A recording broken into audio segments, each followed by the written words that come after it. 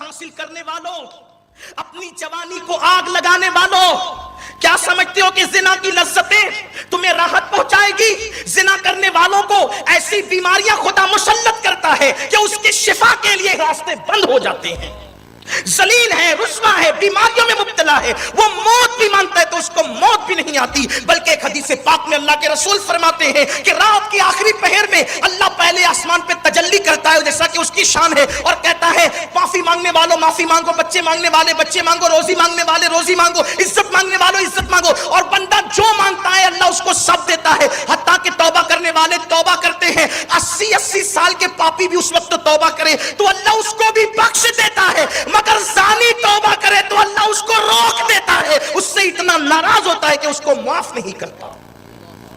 اس وقت توبہ کرنے والے کو قدرت معاف نہیں کرتی۔ ان عورتوں کو بھی اس سے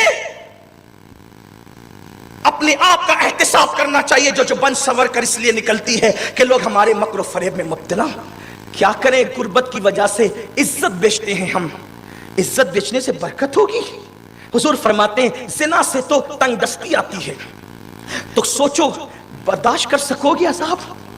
1000 سال تک کہ وہ درد محسوس کرے گا، اور وہ تو ڈنک پہ ڈنک مارتا ہی جائے گا نا، 1000 سال تک وہ رکے گا؟ جو بلحزن کا وہ بچھو، وہ سانپ، کوئی مولوی کہتا تو آپ اڑا سکتے تھے، کوئی لیڈر کہتا تو آپ ہوا میں بات گھما سکتے تھے، یہ اس رسول کا فرمان ہے جو خدا کی مرضی کے بغیر کبھی زبان بھی نہیں کھولتا، جس کی زبان پہ خدا کا کلام جاری ہوتا ہے۔ اس رسول نے فرمایا اسی پہ بس نہیں، میرے کریم آقا غیب داں نبی علیہ الصلوۃ والتسلیم فرماتے ہیں، پھر آقا فرماتے ہیں اس کی شدت کا وہ درد محسوس کرے گا، پھر اس کا گوشت جھڑ کر کے گر جائے گا، اور اس کی شرمگاہ سے پیپ جو ہے وہ بہنے لگے گا اور رسنے لگے گا۔ اللہ کے حبیب علیہ السلام فرماتے ہیں، دوسری حدیث اور یہ آخری بات، اسی بات ختم، سرکار فرماتے ہیں، اللہ کے رسول علیہ السلام فرماتے ہیں کتنا عذاب ہے، نہیں برداشت کر سکتے۔ یہ ایک اینڈ کرنا ہو، اس پر دل کے کانوں سے میرے وہ بھائی سنیں جو جنگل بیابان، عید کے موقع پر، برات کے موقع پر، خوشیوں کے موقع پر سمندر کے کنارے جا کر، گنہگاروں کی بستی میں جا کر زنا کرتے ہیں۔ زنا کرنے والوں کی اولاد پر بھی اس کی نحوست برستی ہے۔ اپنی اولاد کا اگر بھلا چاہتے ہو تو اس فعل بد سے توبہ کر لو، جو معافی مانگ لے قدرت اسے معاف کر دے گی، اس امید پر بخشش طلب کر لو، وہ قادر و قیوم بخش دے گا۔ اللہ کے رسول علیہ السلام فرماتے ہیں اگر کسی مرد نے کسی عورت کو شہوت کے ساتھ، بری نیت کے ساتھ چھوا، جو عورت اس پر حلال نہیں تھی، تو آقا فرماتے قیامت کے دن وہ مرد اس حالت میں آئے گا کہ اس کی گردن سے اس کا ہاتھ بندھا ہوا ہوگا۔ عورتوں کو ہاتھ ٹچ کرنے والوں بلکہ بھیڑ میں اس لیے گھستے ہیں کہ چلو چند کو دھکے دے دیں گے، یہی مستی مذاق کے لیے پیدا ہوئے تھے، ہنسنے کی بات نہیں ہے۔ جوانی کس کی رہی؟ جو تمہاری رہے گی، جو ہماری رہے گی۔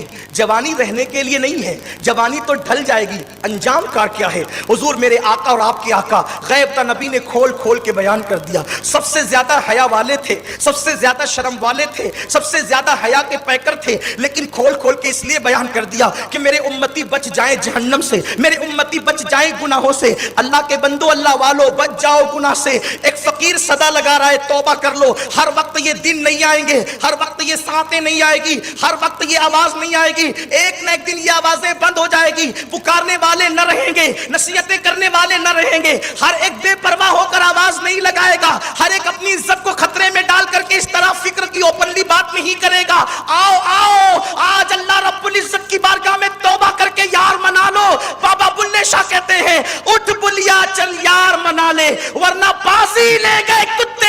او بلے شاہ اللہ کو منا لے، ورنہ کتے تجھ سے بازی لے گئے، ورنہ کچھ کتے تجھ سے سبقت لے گئے۔ کتے نے مالک کی ایک روٹی کھائی تو وفا کیا، تو نے تو سب کچھ اس کا کھایا، اس کا پیا، اس کا پہنا، اس کا اوڑا، اس کے دیے ہوئے مکان میں رہا، لیکن یار نہ منا سکا تو تیرا انجام کیا ہے؟ میرے کریم آقا غیب داں نبی فرماتے ہیں صرف عورت کو چھونے کی بنیاد پر، عورت کو چھونے کی بنیاد پہ قیامت میں اس حالت میں آئے گا۔ قیامت میں دو چار نہیں رہیں گے، کمرے بند کر کے گناہ کرنے والوں، جنگلوں میں چھپ کے گناہ کرنے والوں، ہوٹلیں بک کر کے گناہ करने वालों, बियाबानों में जाके गुनाह करने वालों, छुप छुपा करके गुनाह करने वालों, देखो देखो वहां करोड़ों अरबों खरबों बेशुमार लोग होंगे और हाथ गर्दन में बंधा होगा। फरिश्ते कहेंगे वो पापी आ रहा है जिसने औरतों से हाथ टच किए थे, मस किए थे, औरतों को छुआ था। अल्लाह अकबर। फिर मेरे आका फरमाते हैं सल्लल्लाहु अलैहि वसल्लम, अगर उसने किसी औरत को नाजायज तौर पे बोसा दिया होगा, उसके होंठ आग की कैंची से काटे जाएंगे। फिर आका फरमाते हैं उसने जिना किया होगा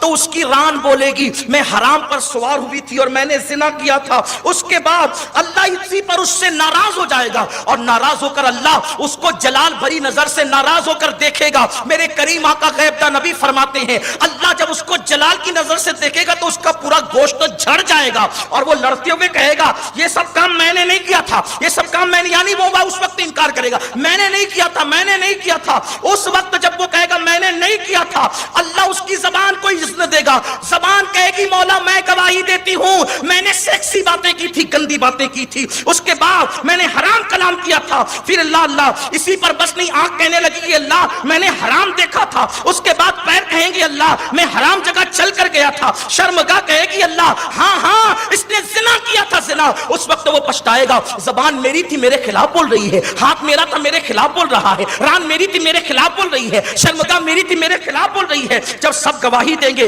तो जो मुहाफिज फरिश्ते हैं ना